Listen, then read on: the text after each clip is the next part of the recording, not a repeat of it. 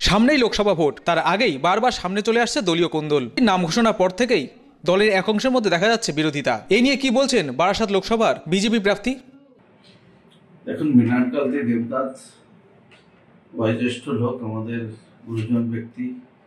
এর আগে ভোটে দাঁড়িয়েছিলেন 2019-এ, উনি হেরে গিয়েছিলেন।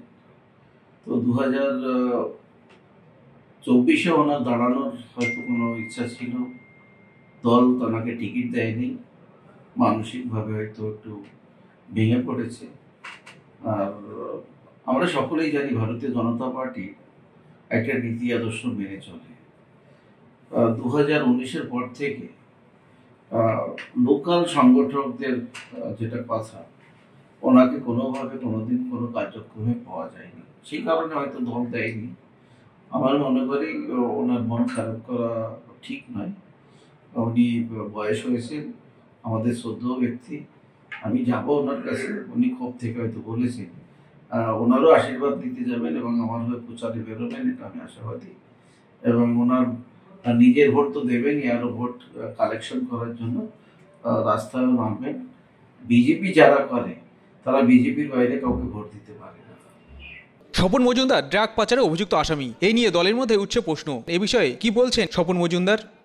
দেখুন, উনি একজন ডাক্তার মানুষ, ওনার পুরো আইন এবং সব বিষয়গুলো জেনে এই মন্তব্য করাটা মনে ঠিক ছিল। যেখানে মহামান্য আদালত বলে দিয়েছে আমি নির্দোষ, কেসটাই খারিজ করে দিয়েছে, সেক্ষেত্রে এই প্রশ্ন ওনার করাটা কতটা শোভা হয় জানি না, বা যে ভাই দাদাই করছে।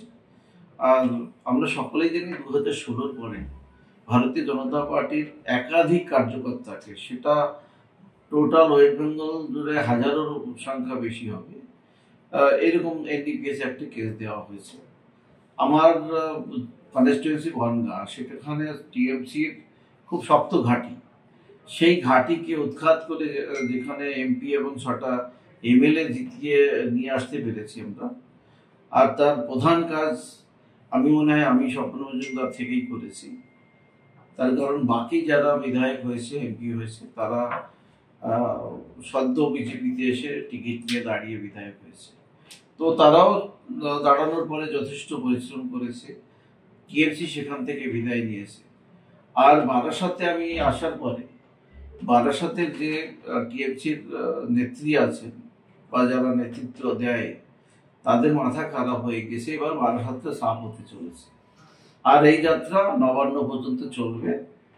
কে কি বললো ওটা বেশি গুরুত্ব না দিয়ে ভারতীয় জনতা পার্টির একনিষ্ঠ কর্মী হলে, মোদির কথায় বিশ্বাস করে, পদ্ম ফুলে বিশ্বাস করে কাজ করবে এবং বিজেপিকে জিতাবে, এটার জন্য আমরা সবাই আশাবাদী।